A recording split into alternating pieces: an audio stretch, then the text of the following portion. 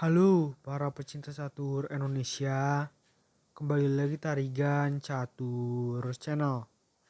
Kali ini admin Tarigan Catur akan menampilkan ya partai catur menarik dari turnamen Video World Championship 2021, tepatnya pada game ke-11 yang menentukan gelar juara dunia dari Magnus Carlsen.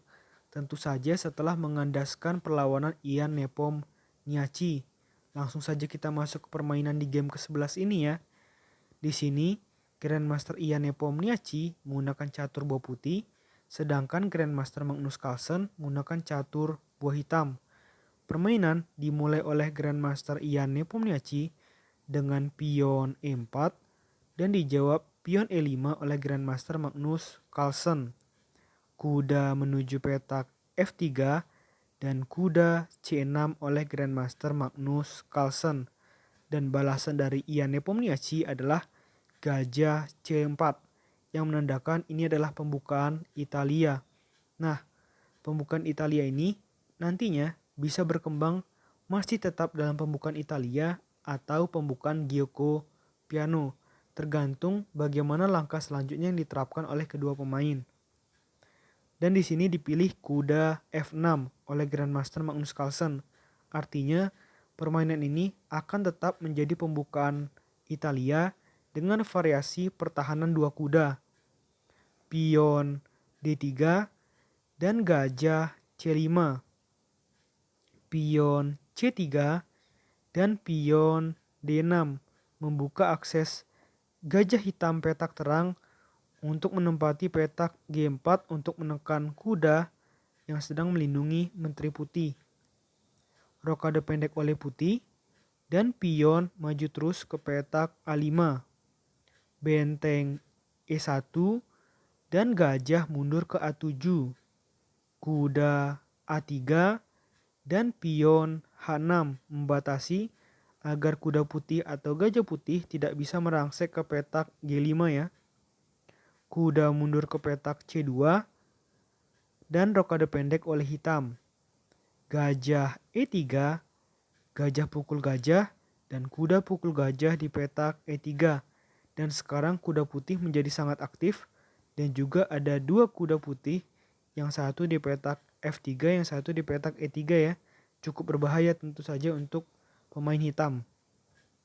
Benteng E8 dan pion A4. Gajah E6 mengajak pertukaran gajah, bagaimana respon putih. Gajah pukul gajah dan benteng pukul gajah. Menteri B3 mengancam pion hitam yang ada di petak B7 dan pion B6. Benteng A ke D1 dan kuda E7. Pion H3 dan menteri D7, kuda H2 dan benteng D8. Kuda H ke G4 mengajak pertukaran kuda oleh putih dan di sini hitam memakannya ya dengan kuda pukul kuda di petak G4 dan pion pukul kuda di petak G4. Di sini tidak dimakan dengan kuda oleh putih dengan tujuan agar pion putih ini mungkin nanti bisa menyulitkan bagi hitam. Pion menuju petak D5 dan pion D4. Pion E pukul D4 dan pion E pukul D5 memanfaatkan tempo ancaman terhadap benteng hitam. Benteng menuju petak E4 dan menteri C2 mengancam benteng. Benteng pindah ke petak F4 dan disinilah sayangnya kesalahan fatal yang dilakukan oleh Grandmaster Ian Nepomniachtchi dengan pion menuju petak G3. Tentu saja bagi teman-teman pecinta catur yang menikmati ya tontonan ini di tayangan Chess24 tentu saja akan menyaksikan reaksi dari Anies Giri ya yang benar-benar terkejut karena memang Grandmaster Ian Nepomniachtchi ini dalam beberapa pertandingan terakhir selalu melakukan blunder yang sangat fatal. Blunder yang pasti menurut analisa komputer selalu dipertanyakan ya. Ini adalah kesalahan besar walaupun bagi kita yang merupakan pecatur bukan dengan kemampuan sekaliber Magnus Carlsen atau Ian Nepomniachtchi, ini adalah langkah yang biasa-biasa aja. Tapi ternyata Magnus Carlsen mengetahuinya untuk menghancurkan Ian Nepomniachtchi dengan pion pukul kuda di petak E3, pion pukul benteng, dan menteri pukul pion skak. Jadi di sini akan memanfaatkan tempo skak terus ya oleh Magnus Carlsen untuk menghancurkan permainan dari Ian Nepomniachtchi. Raja F1 dan menteri skak di H3. Raja G1 dan kuda F5. Pion D6 dan kuda H4 mau ada ancaman skak mat di petak G2. Namun ini masih bisa diselamatkan dengan pion pukul pion di petak E3. Jadi menteri putih bisa ya untuk mengcover petak G2. Menteri skak di petak G3 dan raja F1. Kuda F3 ancam benteng dan ancam skak di petak G1. Di sini jelas agar putih masih selamat maka harus menteri menuju petak F2 walaupun nanti ujung-ujungnya benteng akan hilang ya. Menteri skak di petak H3 dan menteri G2.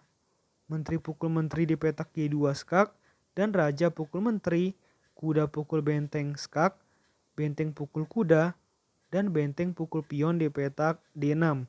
Di sini situasinya jelas hitam unggul satu pion atas putih dan juga pion-pion dari hitam saling mendukung satu sama lain, sedangkan pion dari putih mulai mencar-mencar. Jadi ini adalah keunggulan utama Magnus Carlsen untuk memenangkan permainan ini. Raja F3 dan benteng D2 mengancam pion dan terpaksa membuat benteng putih menjadi tidak aktif dengan benteng B1, pion G6 dan pion B4. Pion A pukul B4 dan benteng pukul pion di B4. Benteng A2 dan raja E4. Pion H5 dan raja D5. Benteng C2 dan benteng B3. Pion H4 dan raja C6. Pion H3 dan raja pukul pion di petak C7. Pion H2 dan benteng menuju petak B1, benteng pukul pion skak, dan raja pukul pion di petak B6. Dan ini juga sebenarnya ini merupakan langkah bagus, tapi langkah bagus dari antara yang terjelek ya. Jadi ini bisa dimanfaatkan dengan baik oleh Magnus Carlsen dengan mengorbankan bentengnya. Benteng skak di petak B3. Tujuannya jelas, setelah benteng pukul benteng, maka pion promosi menjadi menteri. Di sini, Magnus Carlsen sudah hampir pasti menang dan tinggal menunggu waktu dari Ian Nepomniachtchi menyerah. Pion A5 dan menteri E4, raja A7 dan menteri skak di E7. Raja A8 dan raja G7, benteng B6 dan setelah menteri C5 untuk mendapatkan pion putih tepat di posisi seperti ini. Grandmaster Ian Nepomniachtchi memutuskan untuk menyerah. Dan tepat setelah momen menyerah ini, maka dapat dipastikan Grandmaster Magnus Carlsen menjadi juara dunia lagi di tahun 2021 ini. Oke, menurut admin Tarigan Catur video kali ini cukup. Nantikan video-video selanjutnya tetap Tarigan Catur Channel.